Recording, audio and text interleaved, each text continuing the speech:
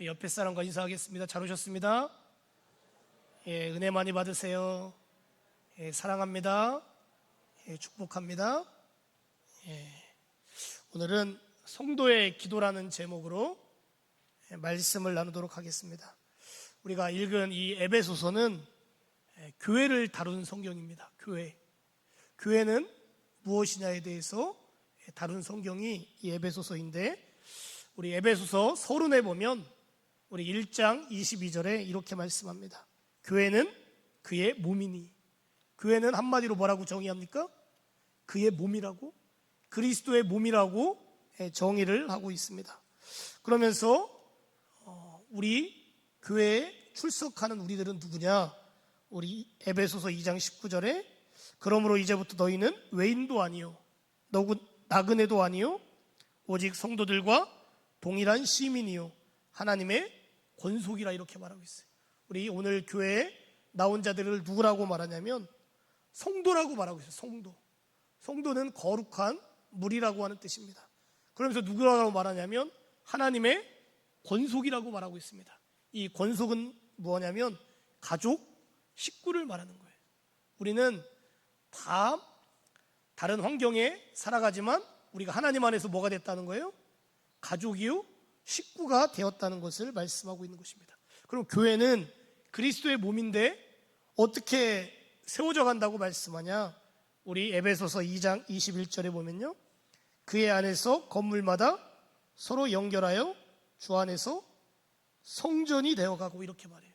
하나님의 권속인 우리 한 사람 한 사람이 어떻게 해요? 서로 연결이 되어서 뭐가 된다는 겁니까? 성전, 교회가 되어져 간다고 말씀하고 있는 거예요. 우리 성도들 한 사람 한 사람이 서로 연결되어져서 교회가 돼간다는 것입니다. 그러면서 또 교회가 어떻게 세워져 가냐? 우리 에베소서 2장 22절에 보면요, 너희도 성령 안에서 하나님이 거하실 초소가 되기 위하여 그리스도 예수 안에서 함께 지어져 가느니라, 이렇게 말해요. 교회는 함께 지어져 가는 곳이라는 거예요. 한두 사람으로 교회가 지어져 가는 것이 아니라 누구요?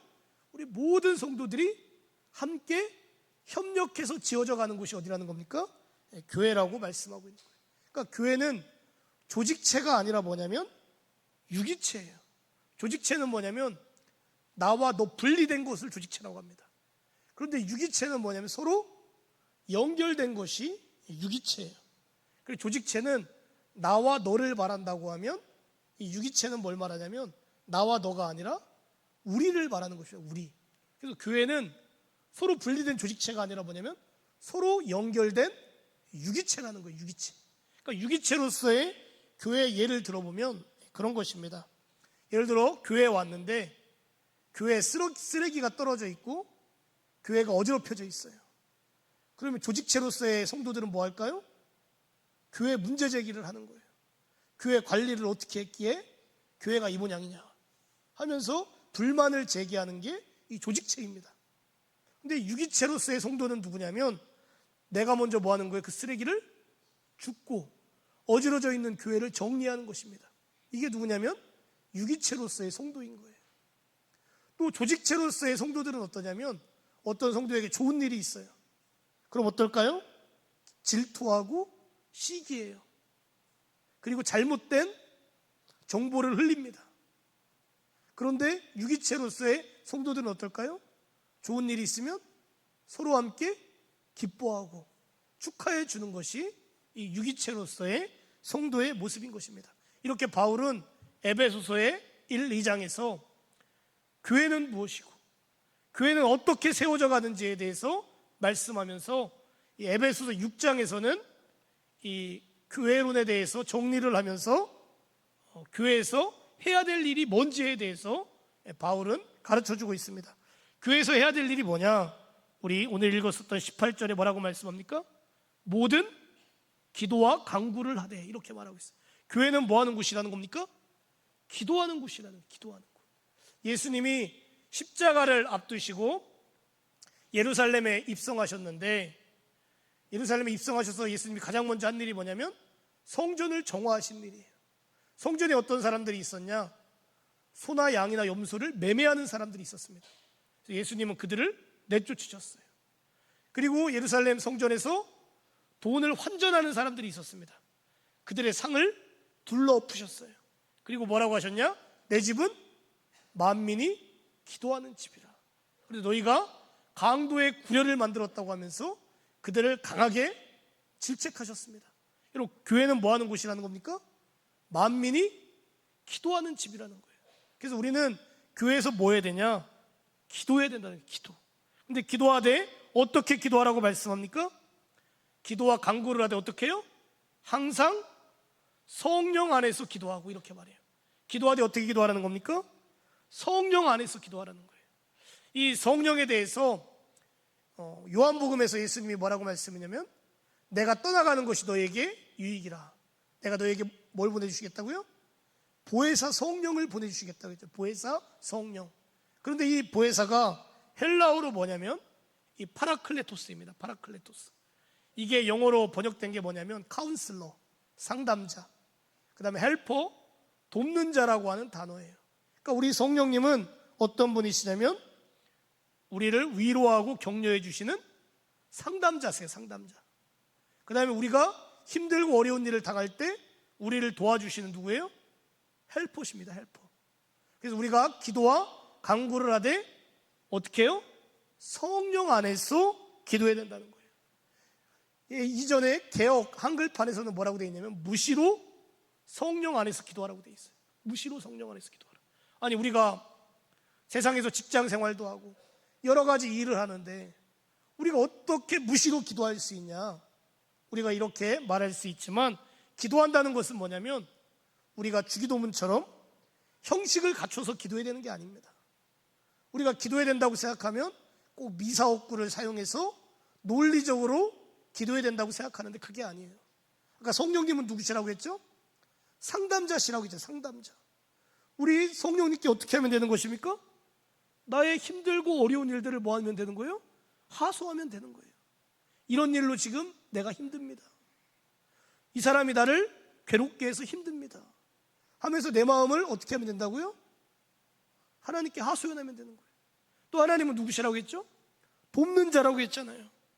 내 안에 힘들고 어려운 일들을 그냥 솔직히 있는 그대로 이야기하면 되는 거예요. 기도를 형식을 갖춰서 해야 된다. 미사옥구를 사용해서 논리적으로 해야 된다. 이렇게 생각하면 기도가 어렵게 느껴지지만 우리가 무시로 성령 안에서 기도한다고 생각하면 기도가 어려운 게 아니에요. 그냥 우리의 상황을 있는 그대로 이야기하면 돼요. 우리의 마음을 있는 그대로 아뢰면 되는 것입니다.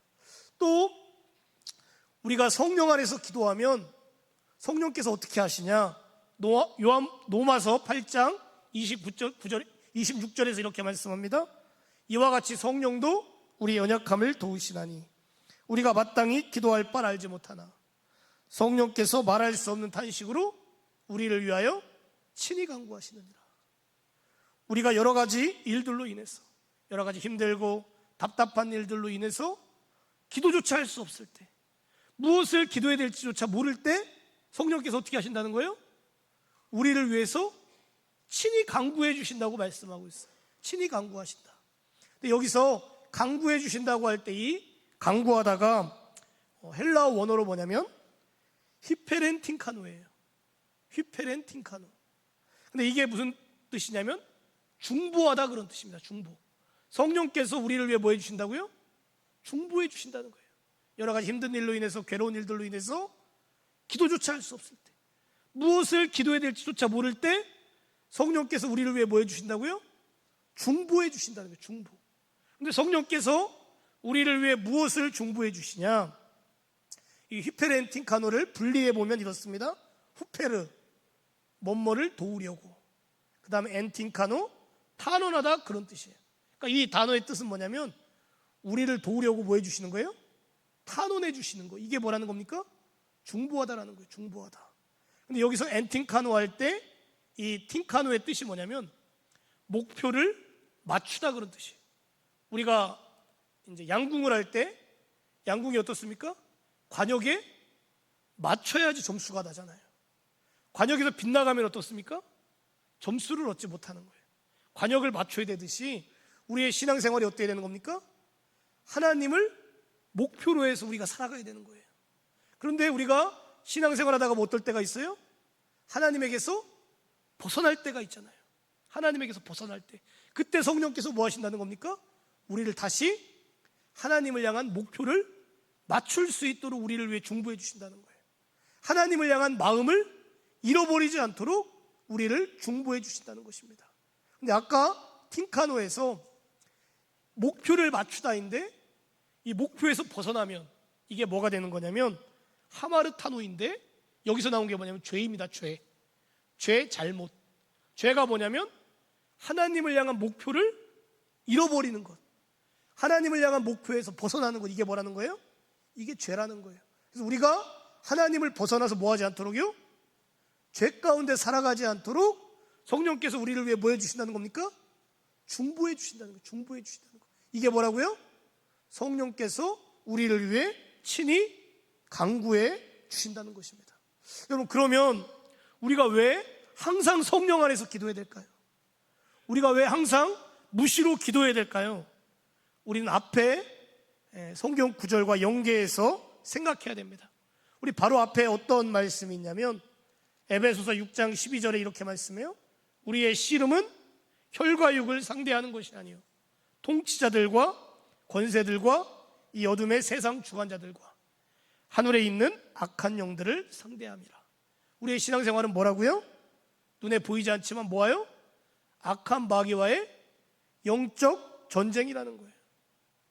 이 악한 마귀는 어떻게든 어떡합니까? 우리를 유혹해서 우리를 죄에 빠뜨리려고 해요. 어떻게든 유혹해서 우리를 넘어지게 하려고 하는 거예요. 그렇기 때문에 우리가 뭐 해야 되는 것입니까? 항상 성령 안에서 기도해야 되는 것입니다.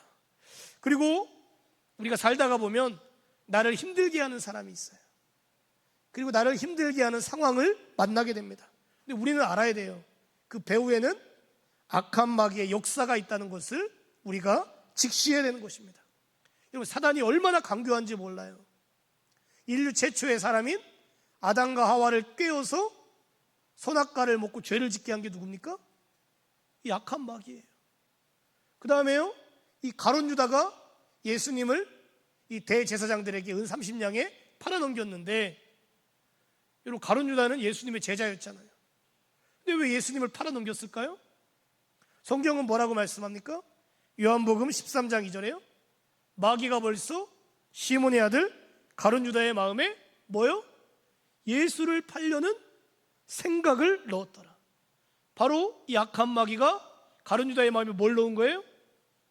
예수님을 팔려는 생각을 넣었기 때문에 이 가룟 유다가 예수님을 은 30냥에 팔아 넘기고 만 것입니다. 여러분, 우리가 이 세상을 살아간다는 것은 뭐냐면 하나님 아니면 악한 영인 거예요. 악한 영은 어떻게든 우리를 뭐 하려고 해요? 유혹해서 죄짓게 해요. 우리를 넘어뜨리려고 합니다. 그렇기 때문에 우리가 뭐 해야 되는 거예요? 항상 성령 안에서 기도해야 되는 것입니다. 기도와 간구를 하되 항상 성령 안에서 기도해야 되는 거예요. 그래야지 우리가 이 영적 전쟁에서 승리할 수가 있는 것입니다. 이렇게 바울은 에베소서를 마무리하면서 먼저 나를 위해서 뭐 하라는 거예요? 기도와 간구를 하라는 거예요. 그 다음에 무엇을 말씀하냐?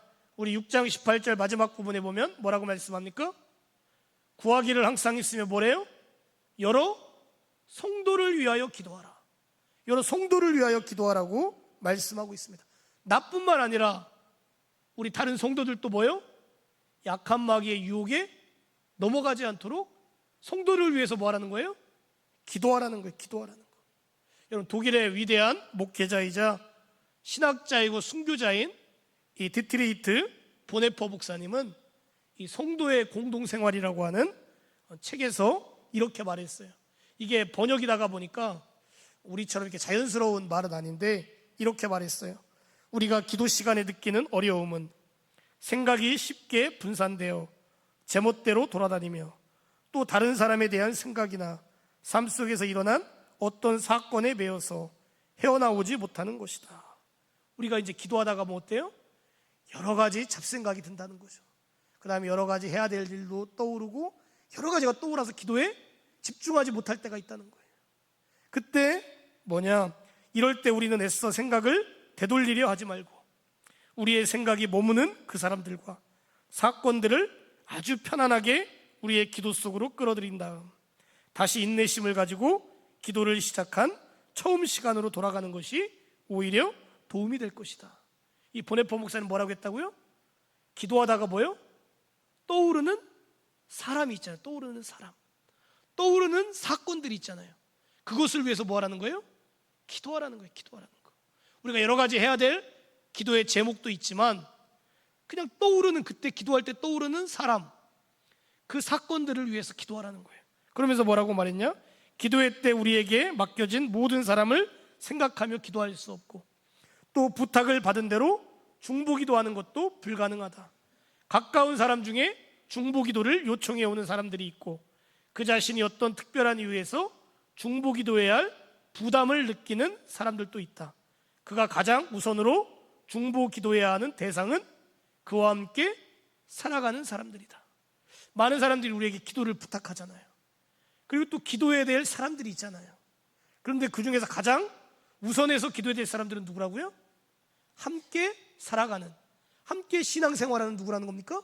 우리 성도들이라는 거예요.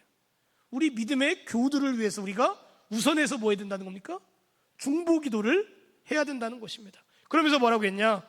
그리스도인 공동체는 지체들 상호간에 중보기도를 힘입어 살아가며 그렇게 하지 않을 때 그 공동체는 무너지고 만다. 언제 그 공동체가 살아난다고요? 지체들 상호간에 중보기도할 때 그 교회가 살아난다는 거예요. 여러분, 우리는 기도해야 될 제목들이 많이 있지만 무엇을 위해서요? 생각나는 그 성도, 생각나는 그 사람의 일을 위해서 우리가 가장 우선해서 뭐 해야 되는 것입니까? 기도해야 된다는 것을 우리에게 가르쳐주고 있는 것입니다. 그러니까 우리가 기도할 때 갑자기 생각나는 사람이 있어요. 그러면 그냥 내가 하던 기도를 멈추고 그 사람을 위해서 뭐 하라는 겁니까? 중보기도하라는 거예요.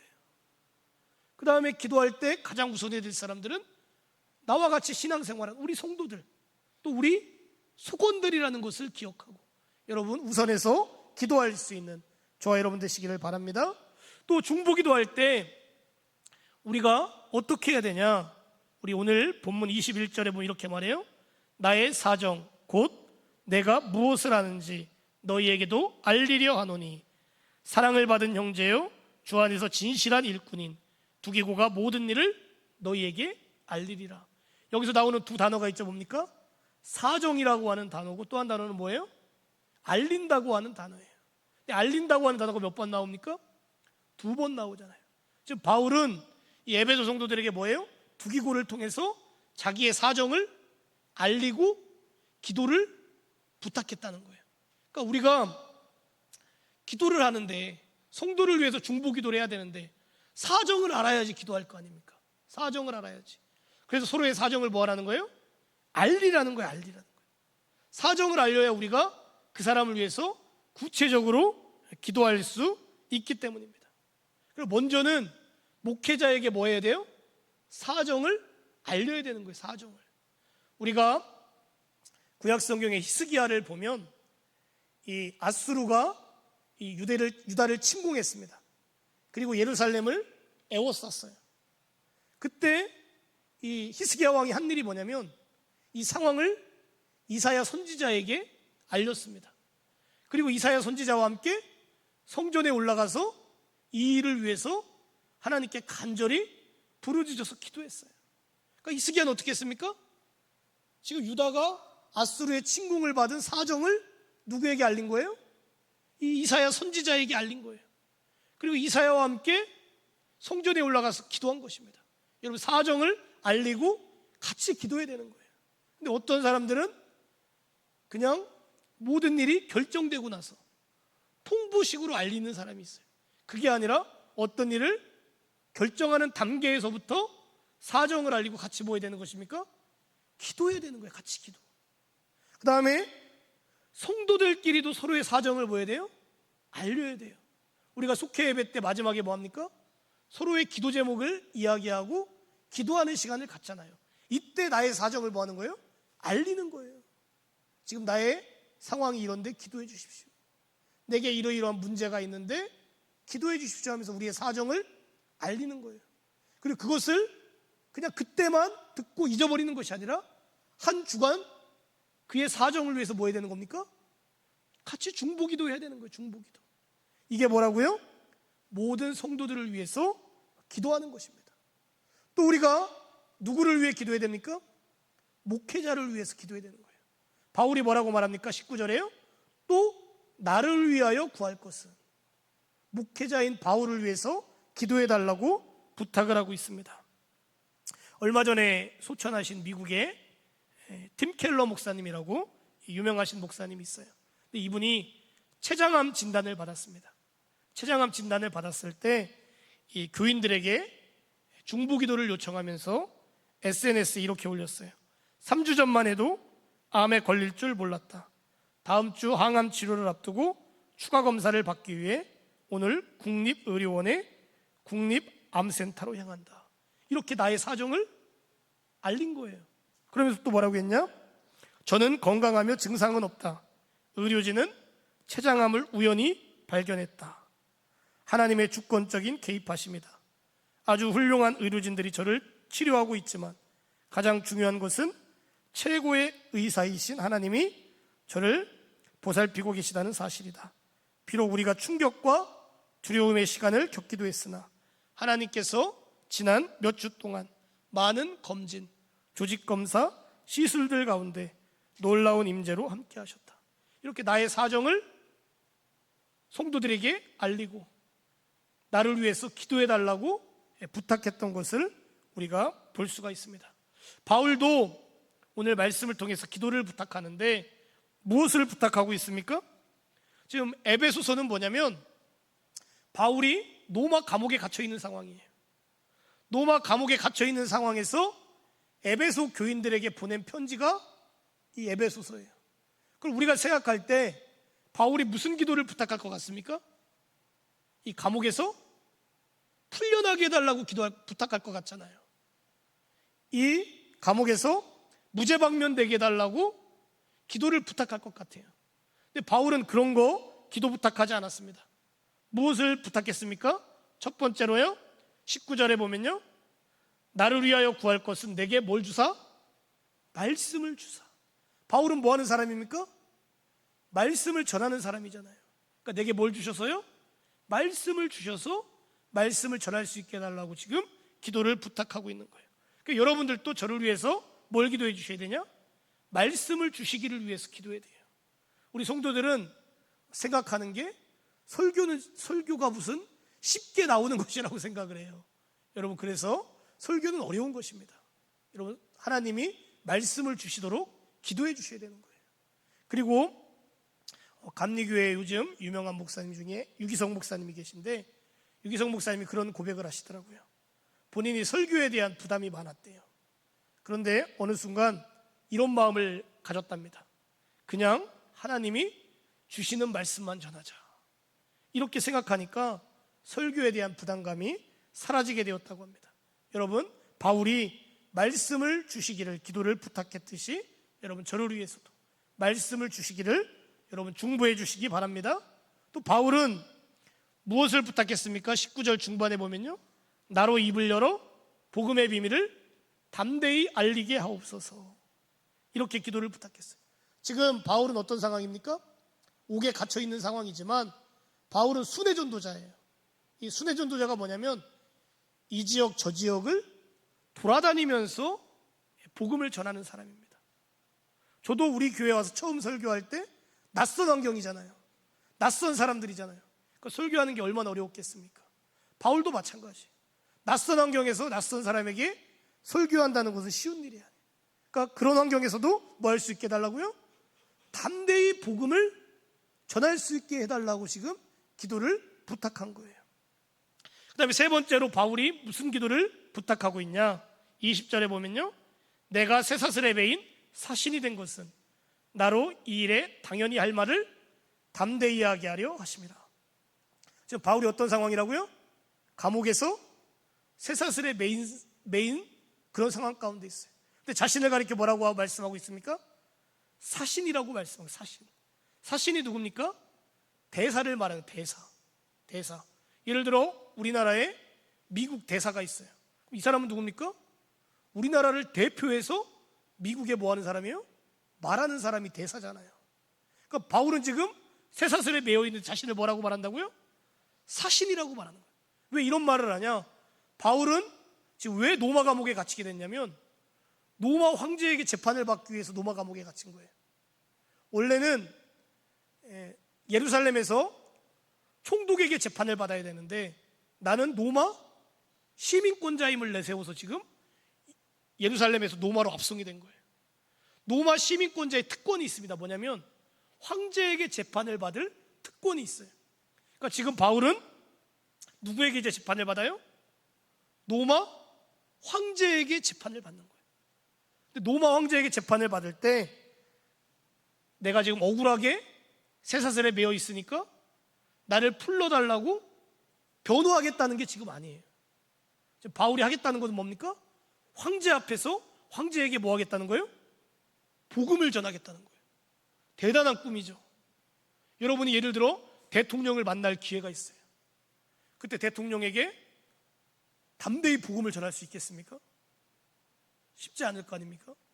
더군다나 당대의 강대국인 로마 황제 앞에서 지금 뭐 하려는 계획을 갖고 있는 거예요? 복음을 전하려고 하는 계획을 갖고 있어요. 근데 그때 뭐 하게 해달라고요? 담대히 말하게 해달라고, 그것을 위해 기도해 달라고 지금 부탁을 한 것입니다. 여러분, 기도와 간구를 하되 여러분 목회자를 위해서도 여러분 중보해 주시기를 부탁을 드리겠습니다. 이렇게 바울의 기도를 보면서 우리의 기도와 다른 것을 보게 돼요. 우리는 보통 무엇을 위해 기도합니까? 내 개인을 위해 기도하잖아요. 내가 하는 일이 잘 되게 해주세요. 건강하게 해주세요. 내 자식들 잘 되게, 이런 것들을 위해 기도하는데 바울의 기도를 보면 어떻습니까? 그렇지 않은 것을 보게 돼요. 말씀을 주시기를, 복음을 담대히 전하게 해달라고 기도를 부탁하는 것을 볼 수가 있습니다. 그렇다고 해서 나를 위해 기도하지 말라는 것이 아닙니다. 왜냐하면 예수님은 주기도문에서 무엇을 말씀했어요? 일용할 양식을 주시옵고. 개인의 문제를 위해서 기도하지 말라는 게 아닙니다. 개인의 기도 제목을 위해 기도하지 말라는 게 아니에요. 그런데 우선순위가 있다는 거예요. 예수님 뭐라고 하셨습니까? 마태복음 6장 33절에서요 너희는 먼저 그의 나라와 그의 의를 구하라고 말씀했어요.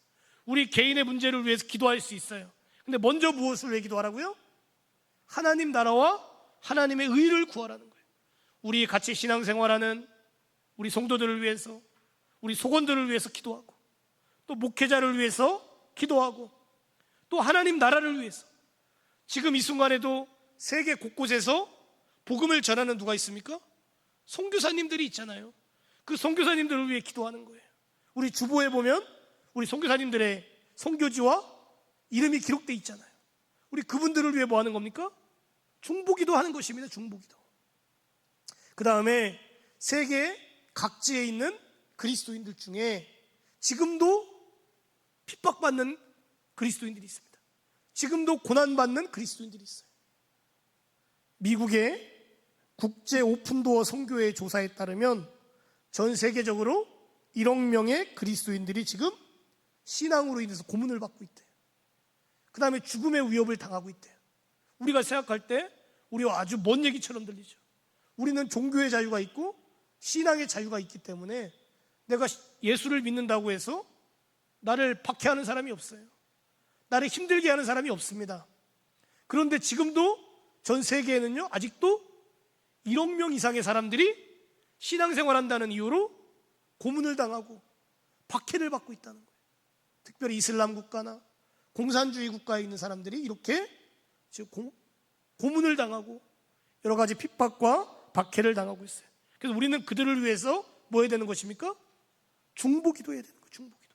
그들이 고난 속에서도 핍박 속에서도 신앙을 포기하지 않도록 우리가 그들을 위해서 기도해야 되는 것입니다. 여러분, 오늘 말씀은 우리가 모든 기도와 간구를 하되 항상 성령 안에서 기도하고 무엇을 위해서요? 모든 성도들을 위해서 중보기도하라고 말씀하고 있어요. 또 목회자를 위해서 중보하라고 말씀하고 있습니다. 또요, 지금도 하나님 나라를 위해서 힘쓰고 있는 우리 선교사님들을 위해서 기도하라고 말씀하고 있어요. 또 지금도 핍박받고 고난당하는 그리스도인들을 위해서 기도하라고 말씀하고 있어요. 우리가 이렇게 나를 위해서뿐만 아니라 우리 다른 성도들을 위해서 또 하나님 나라를 위해서 기도할 수 있는 저와 여러분 될 수 있기를 주님의 이름으로 축원합니다. 아멘. 우리 같이 오늘